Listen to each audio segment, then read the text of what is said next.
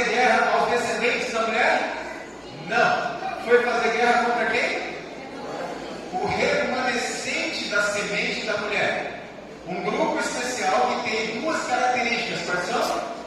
Guarda os mandamentos de Deus e tem o testemunho de Jesus. E nós sabemos, no Apocalipse 19:10, que o testemunho de Jesus é o quê?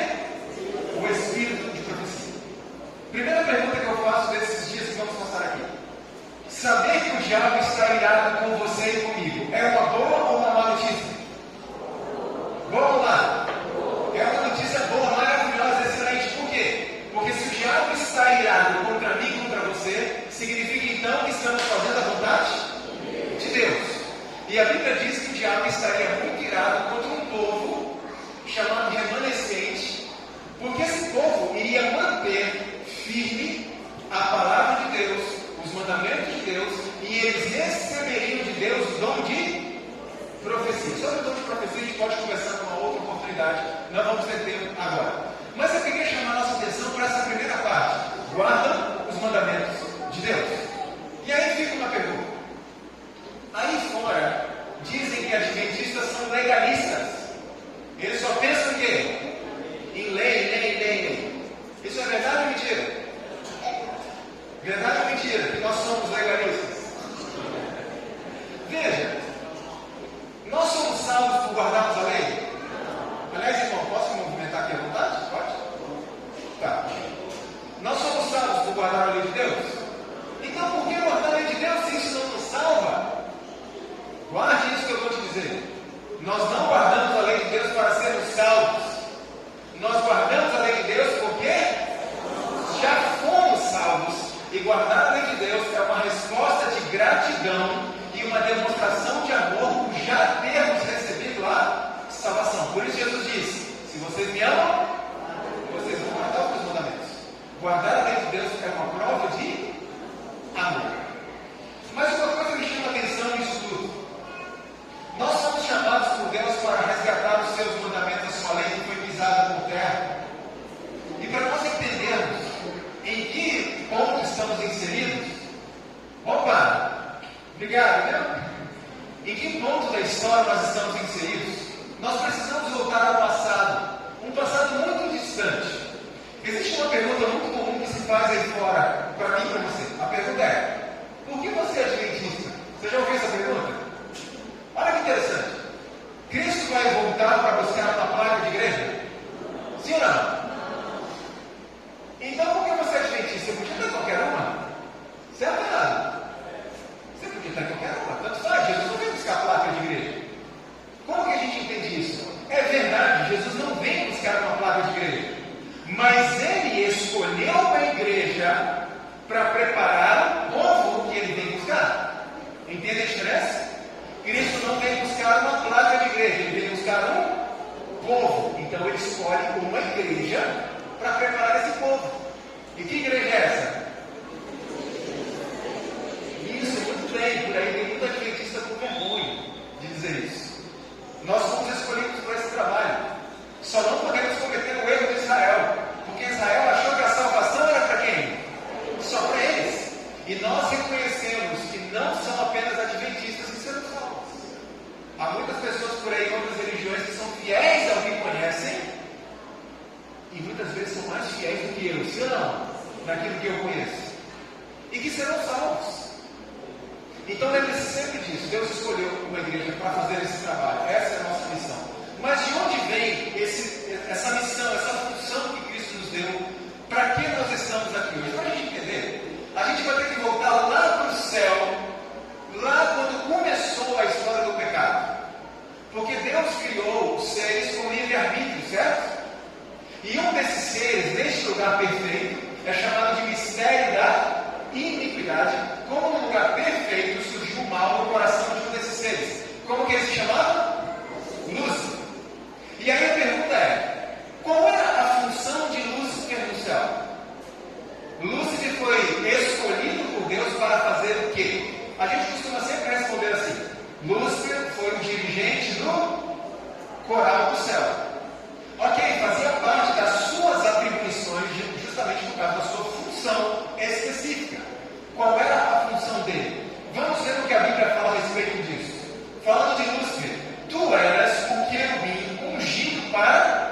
cobrir.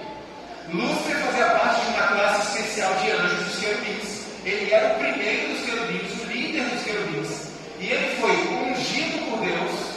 E vocês sabem que na Bíblia, quando Deus unge alguém, na verdade está escolhendo aquela pessoa, certo? Quando um rei era escolhido por Deus, o que o profeta fazia com aquele rei? Ungia.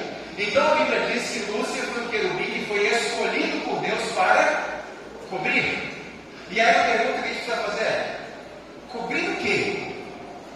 E quando a gente vai no dicionário e pega essa palavra cobrir, a gente entende que ela tem alguns sinônimos. Por exemplo, guardar, vigiar, proteger, tomar conta. Então, opa, Deus está vivo? Ok? Normalizou? A pergunta é: Lúcifer foi escolhido por Deus para guardar, proteger, vigiar, tomar conta. Para certo, para certo.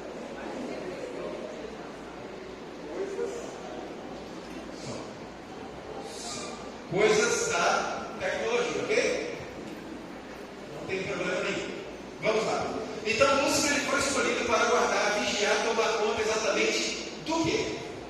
Para que a gente possa entender isso, a gente precisa dar uma olhadinha numa história, numa experiência do povo de Israel, que segundo o apóstolo Paulo, nos traz exemplos e lições daquilo que acontece no céu. Certo? Olha que interessante isso daqui. Paulo diz que havia algo aqui na terra que era um exemplo e sombra do que acontecia no céu. Que elemento era esse que Paulo está falando? O santuário. Então Paulo está dizendo: o santuário de Israel é um exemplo, uma sombra do que acontece no santuário do céu. Quando a gente quer entender algumas coisas do que acontece no céu, a gente pode dar uma olhada dentro do santuário. Nós queremos descobrir a função de Lúcifer quando ele estava no céu. Então vamos olhar para dentro do santuário, porque dentro do santuário havia um local específico onde o sumo sacerdote entrava uma vez por ano. Como se chamava esse lugar? O lugar santíssimo. E uma vez por ano ele estava ali diante de um móvel. Que móvel era esse? A Arca da Aliança. Olha que interessante o que a Bíblia fala a respeito da Arca da Aliança. Também farão uma arca de madeira de acácia. Farás também dois, e Lúcifer era um querubim. Farás também dois querubins de ouro. Os querubins estenderão as suas asas por cima, fazendo o quê? Cobrindo com elas o propiciatório. Então, Lúcifer, querubim que foi escolhido para cobrir. Então, se nós olharmos para a arca, a gente consegue descobrir qual é a função de Lúcifer no céu. Aqui está a arca, propriamente dita, esse baú. Aqui está a tampa. E como que se chamava a tampa? O propiciatório. Isso aqui é só uma revisão, tá? Nós adventistas sabemos isso de frente para trás, de trás para frente. O propiciatório. Aqui estavam os querubins cobrindo a tampa da arca. E uma vez por ano, o que é que aparecia entre os querubins? O Shekinah, a presença visível, a glória de Deus aparecia. Eu pergunto uma coisa: o dia da expiação era um dia de quê? Era um dia de quê? Um dia de perdão. O dia de perdão. Mas antes de decidir perdoar ou não, é preciso fazer o quê? Julgamento. Ok? Então a gente sabe que a partir de 22 de outubro de 1844 estamos vivendo qual período? Juízo investigativo. Aí ao final do juízo há a sentença de absolvição ou condenação. Então é um dia de juízo. Pense num rei. O rei tem o ofício de julgar também as causas do reino, sim ou não? E quando o rei vai fazer esse trabalho, ele se assenta onde? No trono. O trono é o local onde o rei se assenta para fazer o quê? Para julgar as questões do rei. Olhando para o dia da expiação, a glória de Deus então pousava sobre a arca. Era um dia de julgamento. Disso nós concluímos que a tampa da arca, o propiciatório, era uma representação do que de Deus? Do seu trono, onde ele se assentava para fazer o quê? Julgar o seu povo. Ali estavam os querubins. E o que é que existia dentro da arca? A lei de Deus. Existem algumas discussões sobre a vara de Arão e o maná, porque na Bíblia a gente encontra alguns vestígios de que estaria dentro. Mas a gente encontra alguns vestígios também de que eles estariam diante da arca e não dentro. Então é uma questão que a gente tem que avaliar, ok? Mas veja, a lei de Deus estava ali dentro da arca em tábuas de pedra, que significa o quê? Ser tábuas de pedra? Perpetuidade, certo? Significa então que o trono de Deus, o governo de Deus, tem como base e fundamento as suas leis. É possível ter um governo sem lei? Não, aí nós temos uma anarquia, não é um governo. O governo precisa ter leis. E aqui estão os querubins diante da arca cobrindo. E aí vem a pergunta novamente: o que Satanás cobria? Aliás, Lúcifer. O que Lúcifer cobria? Olha que interessante isso aqui. No dia da expiação, muitas vezes Deus falava com o sumo sacerdote de uma forma direta.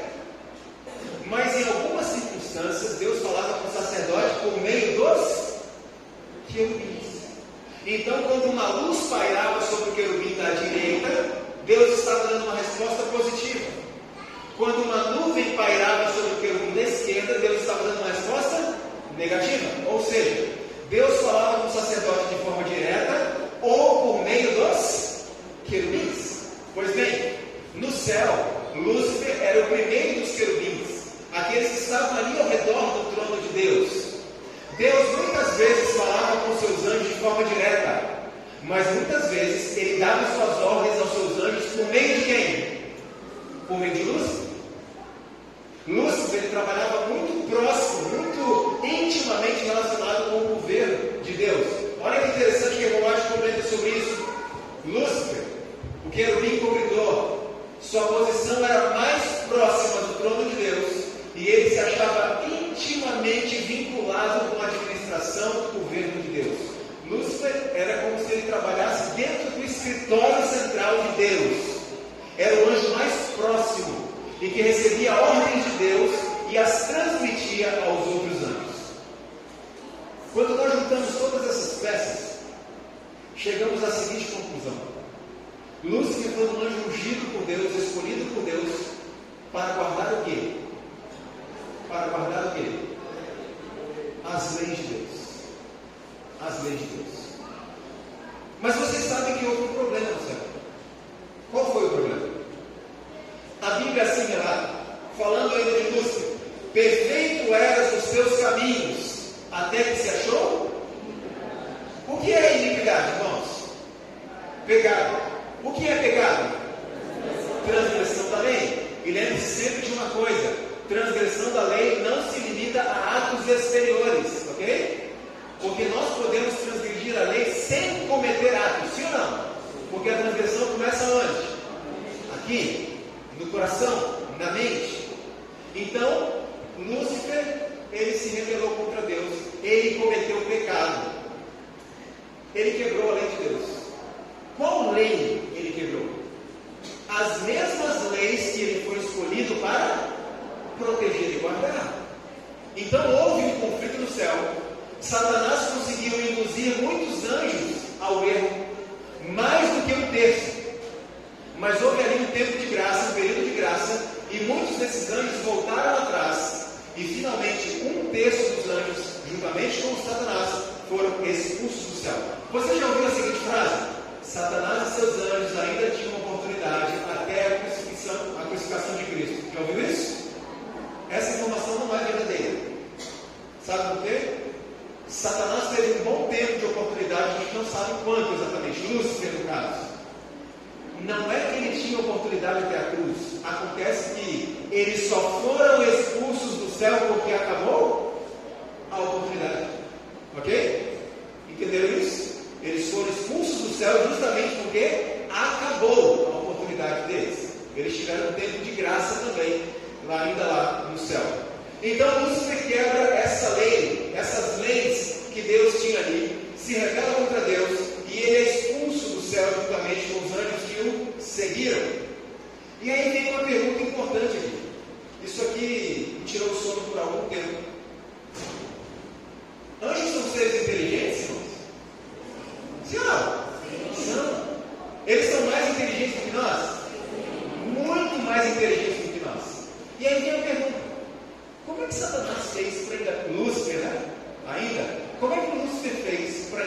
seres tão inteligentes.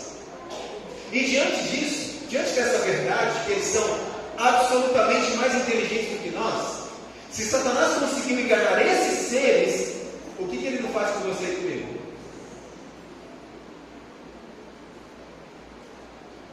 Por isso, o primeiro apelo que eu faço é o seguinte: não brinca com o diabo. Ele é muito mais esperto do que você. Ele é muito mais esperto do que eu. Porque ele conseguiu enganar milhões de milhões dos seres dos mais inteligentes do universo. No domingo à noite, eu vou falar um pouco a respeito disso. Como se faz para enganar um escolhido de Deus? Como que Satanás faz isso? É muito sutil, muitas vezes. Então, como é que ele fez para enganar esses anjos? Primeira coisa, os anjos tinham visto o pecado em ação alguma vez? Tinham essa experiência? Não. Então veja que você e eu estamos numa situação mais complicada do que a deles, sim ou não? Porque mesmo você e eu tendo conhecimento do pecado, dos resultados do pecado, muitas vezes a gente escolhe qual lado? O lado do pecado. Os anjos não tinham esse conhecimento. E Lúcifer era o líder deles, era profundamente amado por esses anjos. E Lúcifer disse o seguinte: olha, não é que a lei de Deus seja ruim, mas eu quero dar uma melhorada na lei de Deus. Você já parou para pensar nisso? Alguma vez você já pensou assim: olha, não é que os métodos de Deus sejam ruins, mas eu acho que a gente pode dar uma melhorada nos métodos de Deus. Cuidado com essa frase, porque isso nasceu no coração de Lúcifer. Os métodos de Deus, existe alguma coisa melhor do que os métodos de Deus? Nunca vai existir. Então segue os métodos de Deus que vai dar certo. E ele disse: eu só quero dar uma melhorada nessas leis de Deus aqui nesse governo, porque assim, essencialmente, as leis de Deus tiram a nossa liberdade. Foi isso que ele disse basicamente. E o que eu quero para vocês é liberdade. Não foi o mesmo engano com Eva? Eva, qual é a lei de Deus para vocês aqui nesse jardim? Ela disse: a gente pode comer de tudo, menos dessa árvore. E lembre-se de uma coisa, irmãos: a tentação de Eva não foi o apetite no sentido de comida. Sabe como é que a gente sabe disso? Eva estava com fome. Então lembre-se que a tentação não foi em si comer a fruta. Havia algo por trás disso, e que o inimigo usou a mesma estratégia contra Cristo. Ele é muito esperto. Qual é a lei de Deus? Você não pode comer dessa árvore? Deixa eu dizer uma coisa, Eva. Você não precisa seguir as leis de Deus, porque elas estão tirando a sua liberdade. Então faça o seguinte: coma do fruto, e quando você comer o fruto, você será como Deus. Basicamente ele estava falando assim: nós não precisamos das leis de Deus para nos dizer como podemos ser como Deus. E eu pergunto: a gente incorre nesse mesmo erro hoje, sim ou não? Sabe como, irmãos? Deus nos revelou a sua vontade e como nós podemos ter um caráter semelhante ao dele na Bíblia e nos testemunhos do Espírito de profecia. Aqueles que não estudam essas duas fontes, ainda que creiam nisso, estão repetindo as palavras de Satanás. Eu não preciso das orientações de Deus, eu posso viver muito bem por mim mesmo. Então pense: você tem estudado esses livros? Então Eva caiu em tentação. Adão caiu também no pecado. Satanás então comemora a sua vitória. E nós vimos que Adão e Eva pisam na lei de Deus, quebram a lei de Deus. E não apenas eles, mas várias outras pessoas no decorrer do tempo pisaram na lei de Deus. Mas o inimigo ele não é tão bobo como alguns pensam. Olha o que ele alegara. Satanás a princípio alegara estar procurando promover a honra de Deus e o bem de todos os habitantes do céu. Preste atenção nisso aqui, irmãos. Pisar na lei de Deus, ignorar a lei de Deus em prol do bem comum. Você já ouviu isso em algum lugar? Isso está sendo pregado de novo nos nossos dias. E hoje à tarde, irmãos, hoje à tarde eu vou ter que mostrar umas coisas para vocês. Alguns vão ficar surpresos com o que eu vou mostrar. Porque a pergunta é: qual é o evento, qual é a profecia que o adventista mais teme? Qual é?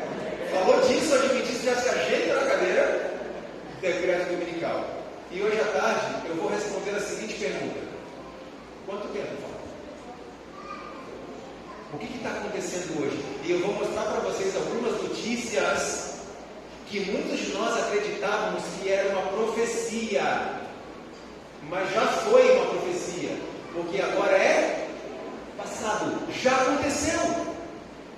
Eu vou mostrar algumas coisas que tem muito adventista esperando acontecer para assumir um compromisso com Cristo, e eu vou mostrar hoje à tarde que essas coisas já aconteceram há mais de 5 anos. E nós estamos indo para o próximo passo. Lei dominical, quanto tempo falta para isso acontecer? Como estão as coisas? Então Satanás pisa na lei de Deus, dizendo que é para promover o bem comum. Isso está sendo repetido hoje. Adão e Eva pisam na lei de Deus.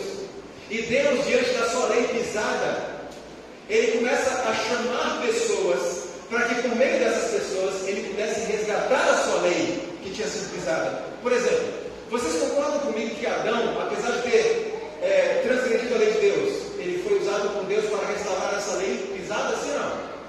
Sim ou não? Foi. Quase 1000 anos de existência.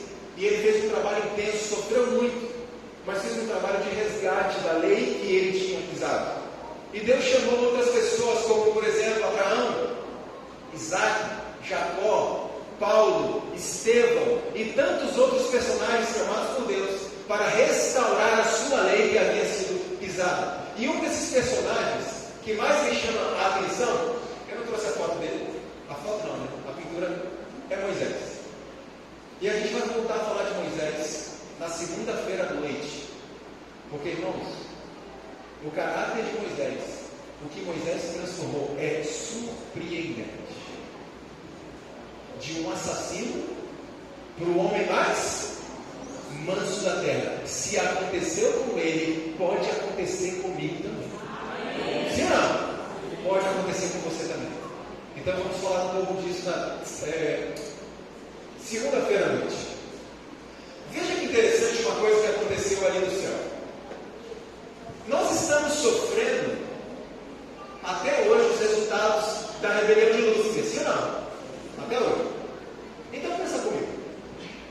Se naquele momento, no princípio da rebelião de Lúcifer, Deus tivesse cortado mal pela raiz, destruísse Lúcifer imediatamente, eu pergunto, estaremos sofrendo hoje? Sim ou não? Não. Jesus teria que passar pelo que ele passou nessa terra? Não.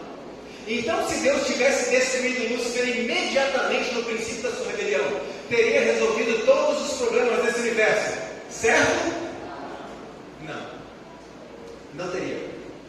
Sabe por quê? Em primeiro lugar, Deus, Ele quer seres que o adorem por amor, não por medo dele. E vocês sabem que o ato de destruir os ímpios no final dos tempos, que é chamado o estranho ato de Deus, é algo que vem como resultado do seu amor. Sim ou não? Parece estranho, destruição tem a ver com amor, mas tem a ver com amor. Mas isso é uma outra história, para uma outra oportunidade. Mas veja, Deus quer seres que o sirvam por amor. Segundo ponto, imagine 2 anjos conversando. Olha, você ouviu o que Lúcifer falou? Sim, eu ouvi. E o que você acha disso? E o anjo responde assim: não acho nada, como é que eu vou saber? Lúcifer levou aí seus argumentos, suas ideias, e Deus o destruiu. Como é que a gente vai saber? Aliás, Deus destruiu Lúcifer rápido demais, né? Será que ele está escondendo alguma coisa de nós? E essa semente da dúvida que foi colocada na mente dos seres criados iria permanecer ali por quanto tempo? Para sempre. A dúvida é: será que Lúcifer estava certo? Mas a principal razão porque Deus não destruiu imediatamente foi porque Deus estabeleceu um princípio. E o princípio a Bíblia apresenta da seguinte forma: quando se levantar testemunha falsa contra alguém, então aqueles 2 homens que tiverem a demanda se apresentarão perante o Senhor, diante dos sacerdotes, dos juízes. Então Deus estabeleceu o seguinte princípio: quando houver um acusador e um acusado, é preciso ter uma terceira pessoa para fazer o quê? Para fazer o quê? Para julgar. Ok? Veja, Deus ele poderia julgar o seu próprio caso? Poderia ou não? Na verdade, ele poderia porque ele é soberano, né? Mas ele escolheu não fazer isso para ser transparente e justo. Satanás podia julgar o próprio caso? Não. Então Deus estabeleceu um princípio para ser justo. Estamos falando de uma das fases do julgamento, ok, irmãos? O julgamento ele tem algumas fases, estamos falando apenas de uma. Então Deus diz: há uma demanda, um acusador, um acusado, é preciso um terceiro elemento para julgar essa questão. Pense nos tribunais terrestres. Estaria um réu sendo acusado, há alguém que me está acusando. O réu pode tomar a decisão final? Não, senão ele vai tomar a favor dele. O promotor de justiça, o acusador, pode tomar a decisão final? Não. Então quem toma a decisão final? O juiz. Só que tem um problema. Sabe qual é? O juiz estava lá no dia do crime. Ele viu? Ele conhece as pessoas envolvidas no crime? Não. Como é que uma pessoa que não estava lá, não viu, não acompanhou, pode tomar a decisão final? O juiz se baseia em quê para tomar sua decisão? Em provas, em evidências. Aí entram as testemunhas. E ele examina essas provas. Veja que interessante. Houve um conflito lá no céu. Então Satanás acusa Deus de tirania. E Deus se torna um acusado nesse conflito. Então Deus diz: é preciso um terceiro elemento para julgar. E a pergunta é: quem é esse terceiro elemento? Quem é esse terceiro elemento? Vamos ver. Olha que interessante esse princípio sendo aplicado ao caso de Lúcifer. Corrompeste a tua sabedoria por causa do teu esplendor. Por terra te lancei, diante dos reis te pus para que olhem para ti. Ou seja, essa expressão olhar aqui neste caso é uma expressão de julgamento. Por exemplo, quando a palavra de Deus diz que o Senhor desceu para olhar a cidade. Deus não desceu para dar um passeio, Ele desceu para examinar, investigar e julgar.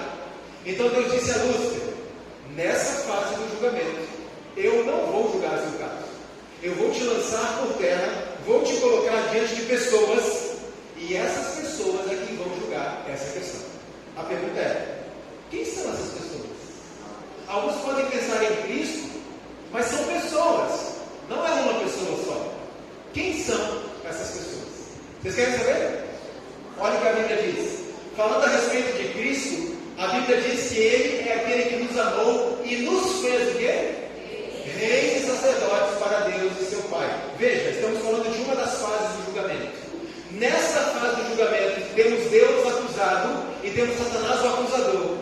Quem é o juiz dessa fase do julgamento? Quem é? Você e eu. É por isso que o apóstolo Paulo certa vez disse o seguinte: não sabeis vós que nós havemos de fazer o quê? Nós vamos julgar. Satanás o acusador, Deus o acusado. Quem vai julgar? Você. Irmãos, só que tem um problema aqui. Levanta a mão, quem estava lá no dia que Lúcifer se revelou? Alguém? Você estava lá para ver? Você viu o que aconteceu exatamente? Não.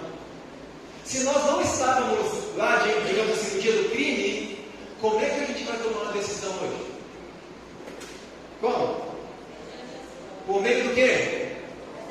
Lembra do juiz da terra, exatamente. Por meio das provas, das evidências. E essa foi a razão principal porque Deus não destruiu Lúcifer imediatamente. Porque Deus sabia que nós haveríamos de julgar essa questão. E Deus tinha que permitir que Lúcifer fizesse o quê? Nos desse evidências do seu governo. Entende? Agora eu pergunto: as evidências do governo de Lúcifer atestam que o governo dele é melhor? Sim ou não? Precisamos de mais provas que o governo dele não é bom? Não. E aí eu pergunto e cada um pensa: se nós sabemos disso, por que tantas vezes escolhemos o governo dele? Por que tantas vezes escolhemos as coisas dele? Irmãos, domingo à noite, meia-noite, sobre a questão de como enganar o povo de Deus, como enganar os escolhidos, eu vou mostrar para vocês que o inimigo é tão astuto que ele nos leva a fazer e consumir as mesmas coisas que o mundo faz e consome, sem a gente perceber.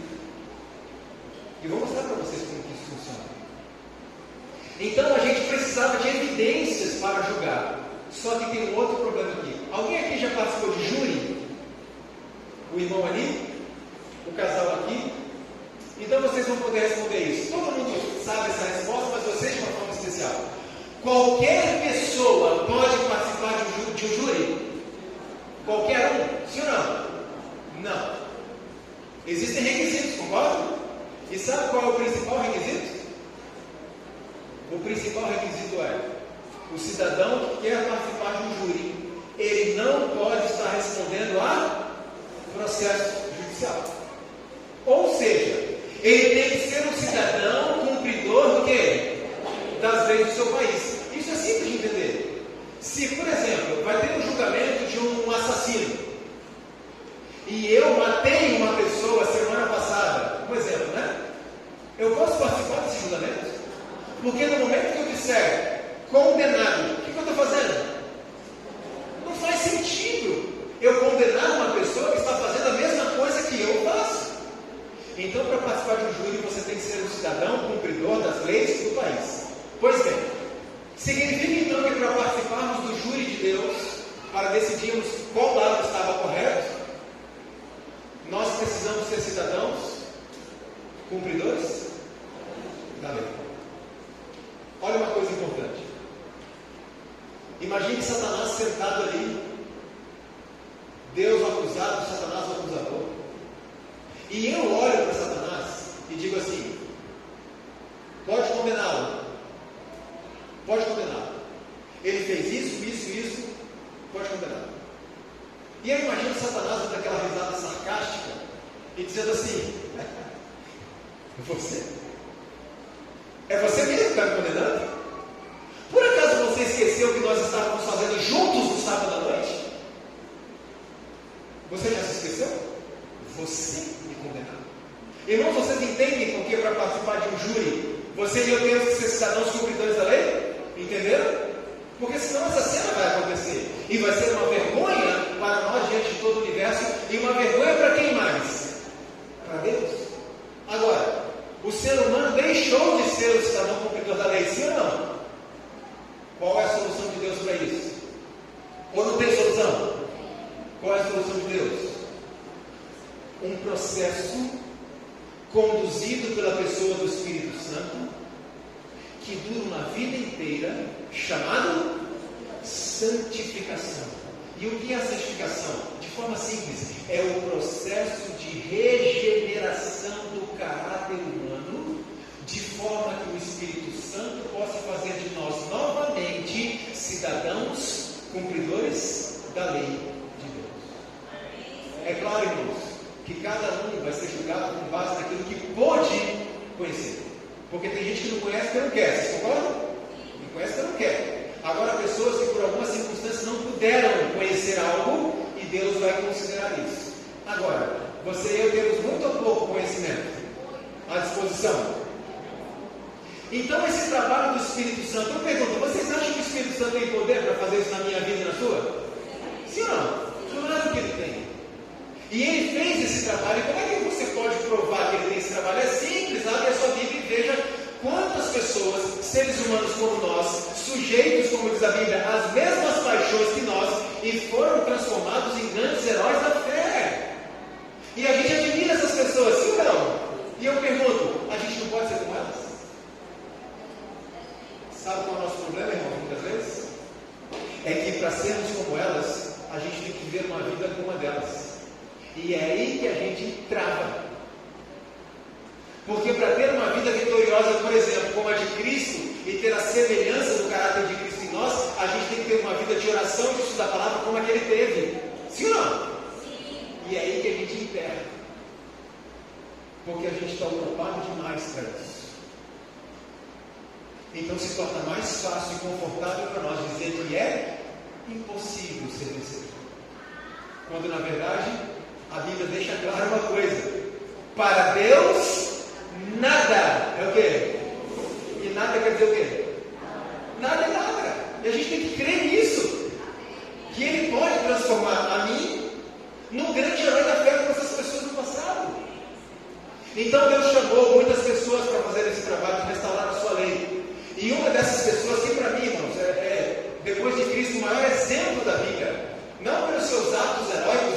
seu caráter, seu nome, Moisés. E Deus diz assim para Moisés: Moisés, vai tirar o meu povo do Egito. E nós sabemos que o Egito na Bíblia é um símbolo do quê? Da escravidão do quê? Do pecado. E Deus diz: Moisés, tira o meu povo de lá. Moisés, então, usado por Deus, liberta o povo de Israel do Egito, liberta da escravidão do pecado. Então Deus dá uma ordem a Moisés: Moisés, por causa dos pecados de vocês, nós estamos separados, não é isso que a Bíblia diz? Causa um afastamento. Então Moisés, faça o seguinte: vocês não podem viver aqui comigo agora. Então faça uma coisa para mim. E a Bíblia declara: e me farão um santuário, e habitarei no meio deles. Cristo estava falando assim: vocês não poderão viver aqui comigo mais. Ele disse para Adão e Eva de uma forma específica: vocês vão ter que sair daqui. Mas faça o seguinte: construa um santuário, diz a Moisés. Vocês não podem estar aqui, mas eu quero estar aí com vocês. E a Bíblia diz mais sobre o santuário: o teu caminho com a Deus está no santuário. E aqui tem uma coisa estranha nesse texto. Diz que o caminho do Senhor está no santuário, mas Cristo disse: eu sou o quê? E aí eu faço a pergunta: o caminho da salvação está no santuário ou em Cristo? No santuário ou em Cristo? Em Cristo. Disso a gente conclui então que o santuário aponta para quem? Para Cristo. É uma representação do ministério de Cristo, da pessoa de Cristo, porque tudo, irmãos, nada é centralizado no ser humano. Tudo é em Cristo. Querem ver que interessante isso aqui? Essas aqui são as 6 mobílias básicas do santuário. E no santuário a gente consegue tirar uma série de lições, ilustrações, analogias, aplicações e reflexões para a nossa vida espiritual. Interessante que tudo no santuário lembrava Cristo. Por exemplo, entrando no pátio, estava ali o altar de sacrifício. O que é que acontecia ali? No altar de sacrifício? Sacrifício. Não tem pegadinha. Sacrifício. Então os animais eram mortos. O sangue ali era colhido. Algumas coisas eram feitas posteriormente. Vamos adiantar. Seguindo em frente estava a pia. Aliás, o altar de sacrifício representava quem? Quem? Jesus. Representava Jesus como sendo o quê? O Cordeiro de Deus que foi morto por nós. Mais à frente estava a pia, onde o sacerdote então se lavava para poder entrar no lugar santo. Essa pia representava quem? Jesus. Representava Jesus como o quê? A água da vida, que lava o quê? Os nossos pecados. A pia também representava algo que o apóstolo Paulo usa como analogia, que quando o povo de Israel atravessa o Mar Vermelho, Paulo usa isso como uma experiência, uma analogia. A qual experiência? Ao batismo. Entrando no lugar santo, estavam ali 3 peças de mobiliário, a mesa de pães que tinham 6 pães, e uma pilha, 6 pães e outra, 12 pães. E a mesa de pães representava quem? Jesus. Representava Jesus como quê? O pão da vida, do qual nós temos que nos alimentar todos os dias. E eu pergunto: como se alimenta de Cristo diariamente na prática? Estudo da palavra. Por isso Jesus disse: não só de pão viverá o homem, mas de toda a palavra. Então a mesa de pães representa Cristo, representa também o estudo das Escrituras. Tínhamos também o altar de incenso. E o altar de incenso, quando o incenso era queimado, a fumaça subia e ela adentrava o lugar santíssimo por cima do véu. E no lugar santíssimo estava o trono de Deus. E Deus estava ali recebendo simbolicamente aquele incenso, que era uma representação do quê?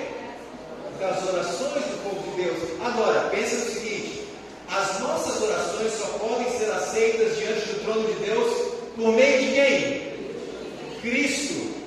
Então o altar de incenso representava Cristo como nosso intercessor. Irmãos, existe um texto tão impressionante do Espírito de Profecia, que diz assim, que até as orações, as ações de graça dos verdadeiros cristãos ascendem até o trono de Deus, mas só podem ser aceitos se forem purificados pelo sangue de Cristo Jesus. Sabe o que significa? Por mais que uma pessoa seja perfeita em sua conduta, a sua perfeição é menos do que nada para Deus, porque está contaminado com o quê?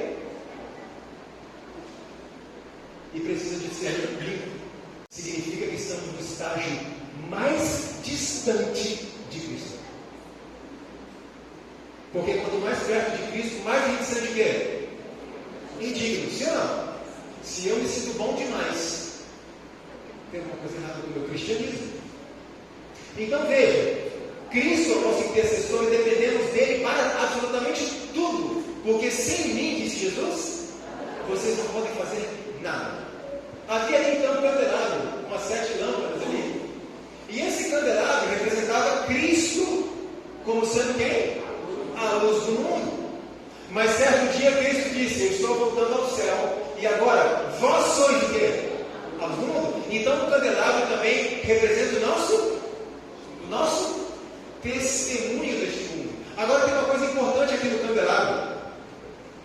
O candelabro, a luz não podia se apagar, certo? Era 24 horas. Para que a luz não se apagasse, tinha que acontecer o quê? O sacerdote tinha que colocar azeite constantemente. O azeite é um símbolo de quem? Do Espírito. E o sacerdote era um símbolo de quem? De Cristo. Preste atenção. A lâmpada só ficava acesa se o sacerdote colocasse azeite. Significa para nós que você e eu só podemos dar um bom testemunho se Cristo nos encher diariamente do quê? Do Espírito Santo. E nós dependemos dele para tudo. Então havia ali um lugar santíssimo e ali estava a lei de Deus. Era uma representação, aliás, Cristo foi uma representação da lei de Deus em pessoa. A Bíblia diz que a lei de Deus é pura, é santa e é boa. E a Bíblia diz que Cristo é puro, é santo, é bom. Tudo no santuário representava ou apontava para Cristo. Irmãos, o santuário é um mapa de Deus. Um mapa de Deus. Para que nós sejamos libertos da escravidão do pecado, Egito. E para que nós sejamos levados a um lugar que eu vou mostrar agora. O povo de Israel, quando foi liberto do Egito, eles foram conduzidos a um lugar, sim ou não? E vocês sabiam que eles seguiram esse mapa? Mesmo antes de terem o santuário? Olha que interessante. Vamos apagar tudo. Vamos seguir o mapa do princípio, ok? Naquela noite em que o povo de Israel foi liberto do Egito, qual foi a ordem que Deus deu para o povo? Olhando para o mapa. Qual foi? Mate o cordeiro, passe o sangue nos umbrais da porta e o anjo destruidor vai passar direto ali. Ninguém vai morrer naquela casa. O povo então foi liberto e se dirigiu para o deserto. E de repente eles se encontraram numa situação difícil. Qual foi a situação segundo o mapa? O Mar Vermelho. Eles então atravessam o Mar Vermelho e o apóstolo Paulo usa isso como analogia do batismo, quando nós passamos pelas águas e nos dirigimos para o deserto da santificação. O povo então se dirige para o deserto e, de acordo com o mapa, o povo teve fome. E o que foi que Deus mandou para eles? O maná, o pão do céu. Irmãos, tem vários textos ali, tá? Para a gente ler, mas fiquem à vontade depois, se quiserem pegar os slides do pessoal do som, tá? Não tem restrição nenhuma para vocês poderem verificar todos os textos. Então Deus chama Moisés e diz assim: Moisés, eu quero que eles sejam as minhas testemunhas, o meu povo escolhido.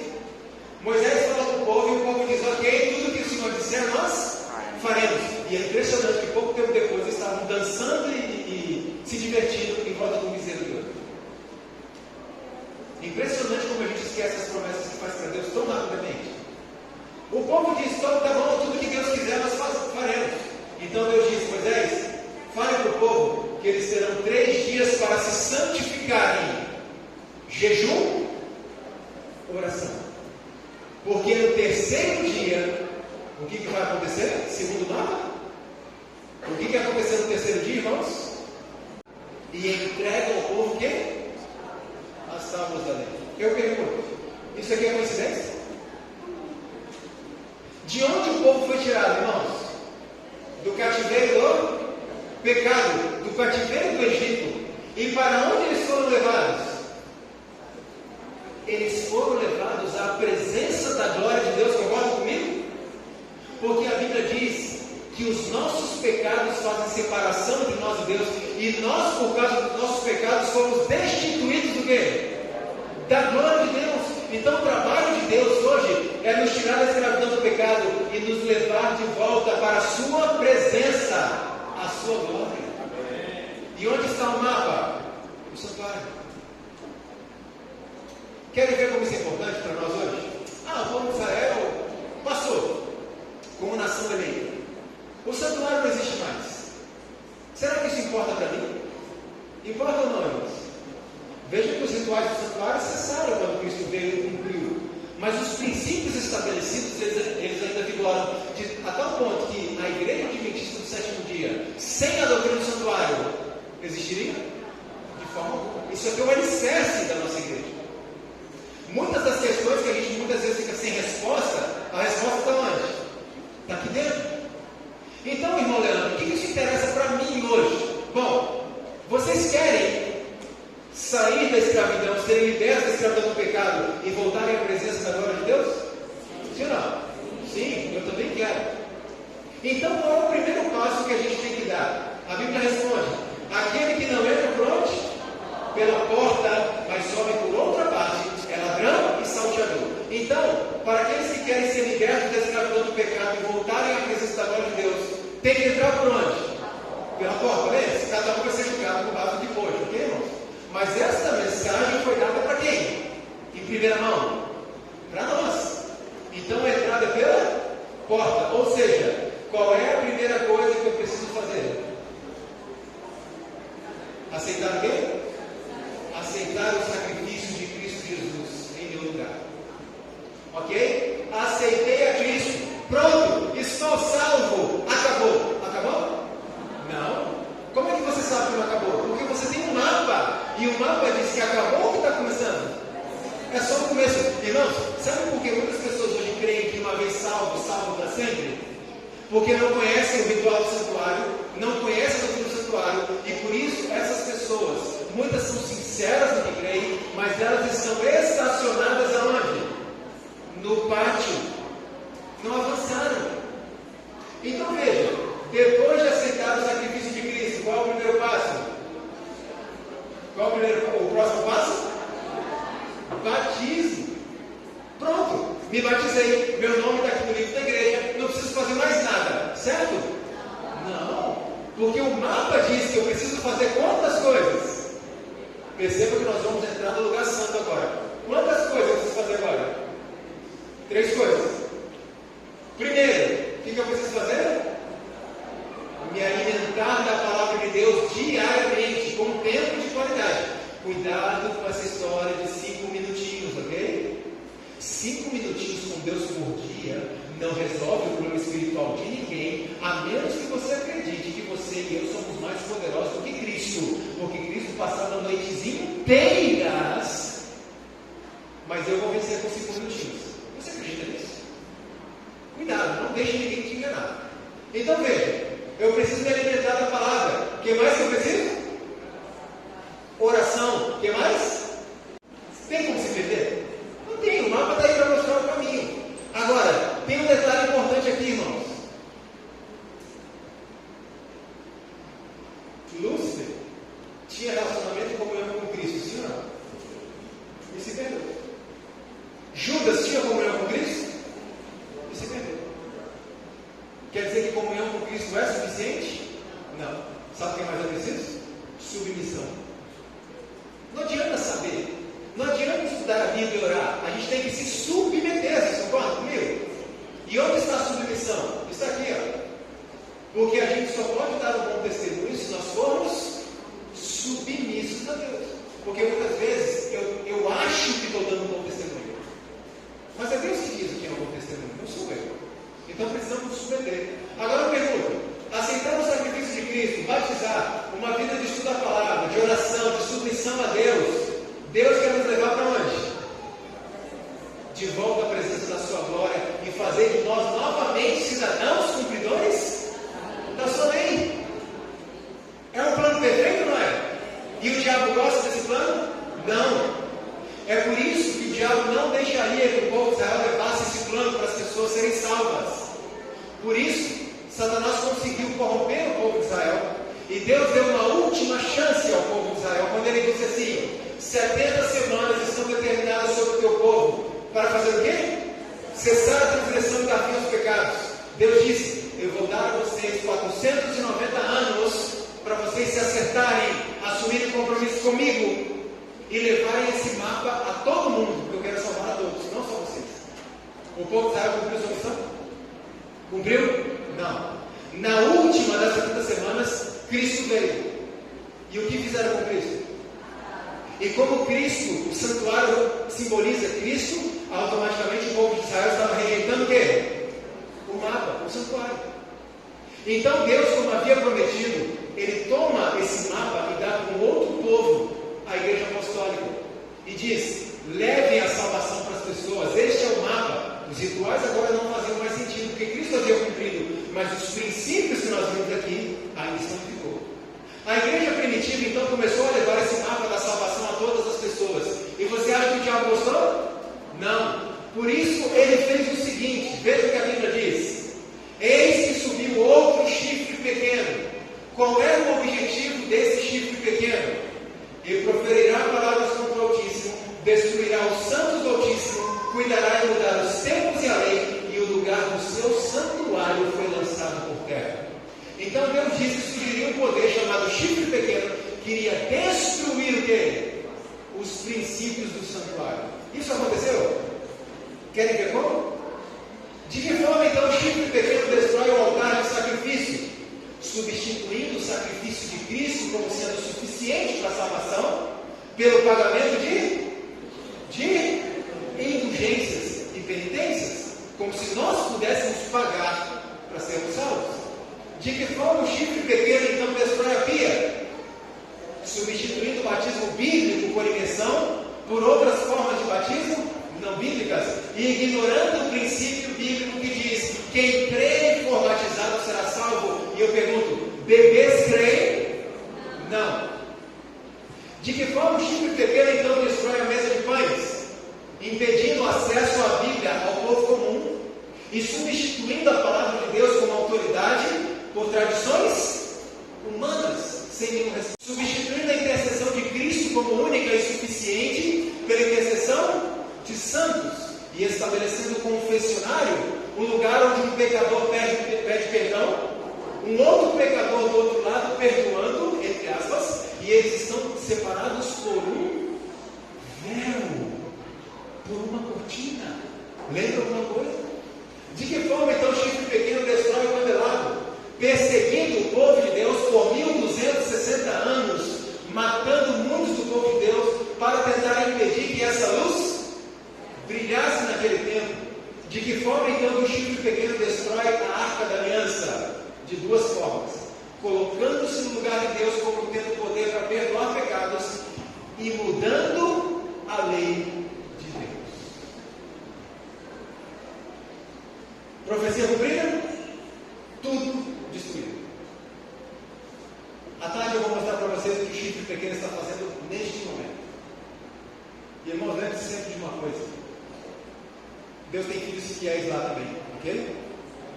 Nós não estamos falando contra pessoas, mas contra doutrinas antibíblicas. Está claro esse ponto? Muitos lá serão salvos sem terem guardado o sábado, sim ou não? Sim, porque não puderam, por alguma razão, ter esse conhecimento. Tudo destruído. Agora a pergunta que vem é: Deus ia deixar as coisas assim? Não. Olha como Deus é. Preste atenção nisso. Até quando durará a visão para que sejam entregues o santuário e o exército a fim de serem pisados? E ele me disse: até 2.300 tardes e manhãs o santuário será purificado. Sabemos aqui que é uma referência ao juízo investigativo, a 22 de outubro de 1844. Mas, irmãos, o santuário traz uma série de ilustrações para a nossa vida espiritual.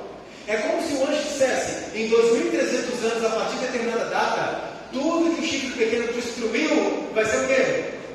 Restaurado. Eu pergunto: isso aconteceu? Querem ver como? Olha como Deus é maravilhoso. Olha o Deus a quem nós servimos. No século XIV surge John Wycliffe. E John Wycliffe fez uma pregação muito estranha para aquele tempo. Aliás,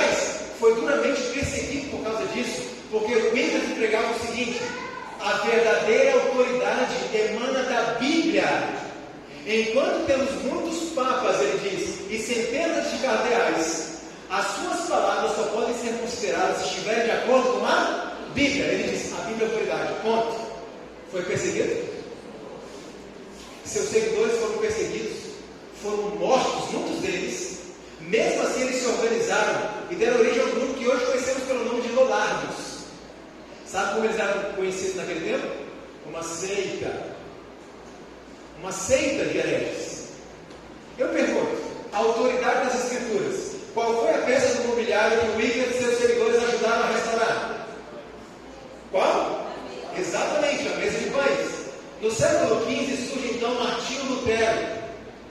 E Martinho Lutero veio com uma pregação muito estranha para aquele tempo. Ele diz assim: nós não precisamos pagar indulgências e penitências para sermos salvos, porque o sangue de Cristo é suficiente e o justo viverá pela fé. Foi perseguido por isso?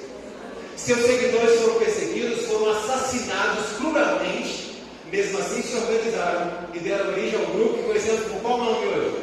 Os luteranos. E hoje à tarde eu vou mostrar para vocês o que os luteranos estão fazendo hoje, que faria Martinho Lutero chorar. Uma seita de hereges. O sangue de Cristo é suficiente. Qual foi a peça do mobiliário que eles ajudaram a restaurar? O altar de sacrifício. Então, no século seguinte, passa aí para a gente que travou aqui.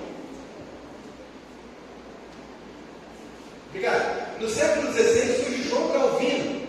E João Calvino veio com uma pregação muito estranha. Ele dizia assim: nós não precisamos ir a padres, não precisamos clamar a santos, porque a intercessão de Cristo é única e é suficiente. Só existe um intercessor entre Deus e os homens, que é Jesus. Foi perseguido, seus seguidores foram mortos aos montes. Mesmo assim eles se organizaram e deram origem a qual grupo que nós conhecemos hoje? Ok? A toalhinha aqui, ó. Os presbiterianos eram considerados uma seita de hereges. A intercessão de Cristo, qual foi o móvel que eles ajudaram a construir? O altar de incenso. No século seguinte surge John Smith, e ele dizia: o batismo bíblico é por imersão. A própria palavra batismo significa mergulhar. Foi perseguido, seus seguidores perseguidos, muitos mortos, mas se organizaram no meio da perseguição e deram origem a qual grupo que conhecemos hoje? Os batistas. Qual foi a peça que ajudaram a restaurar? A pia. No século seguinte, então, surge John Wesley, e ele veio com uma pregação estranha para o tempo. Todo cristão tem que ser um pregador do Evangelho. Esse não é um trabalho só para pastores. Todo mundo deve ser pregador do Evangelho. Ele foi perseguido, muitos dos seus seguidores foram assassinados cruelmente pelo grupo chifre pequeno, mas ele se orgulhou. O candelabro, o testemunho nosso a todo mundo. Irmãos, cada um deles se apegou a um ponto específico, mas eles não perceberam uma coisa: que esse ponto era apenas um pedacinho de uma verdade. Esse foi o primeiro erro que eles cometeram, não avançaram nos estudos. E o segundo erro estão cometendo neste exato momento, que é o que eu vou mostrar para vocês à tarde. Muitos deles estão pedindo desculpas pela reforma protestante e assinando documentos de reunificação com a Igreja Católica Apostólica Romana. Isso já aconteceu há pelo menos 6 anos. O tempo acabou. Sabe como eles eram considerados? Uma seita de fanáticos. E é assim que Satanás trabalha sempre. Porque quando o Senhor opera mediante instrumentos humanos, quando os homens são movidos com o poder do alto, Satanás leva seus agentes a reclamar que isso é o quê? Fanatismo. E advertir o povo a não ir a extremos. Tenha muito cuidado com uma coisa, irmãos. Estamos vivendo um tempo difícil, de enganos muito bem feitos. Então, em nome de Jesus, não confunda fidelidade com fanatismo. Tenhamos discernimento espiritual para sabermos reconhecer o que é uma pessoa fiel. Porque hoje há muitos fiéis sendo chamados de quê? Fanáticos. E há muitos fanáticos sendo chamados de fiéis. Como é que a gente pode diferenciar um do outro? Segunda-feira à noite eu vou falar sobre isso. Sabe por quê? Porque tem muito fanático no nosso meio, sim ou não? E um deles pode ser quem?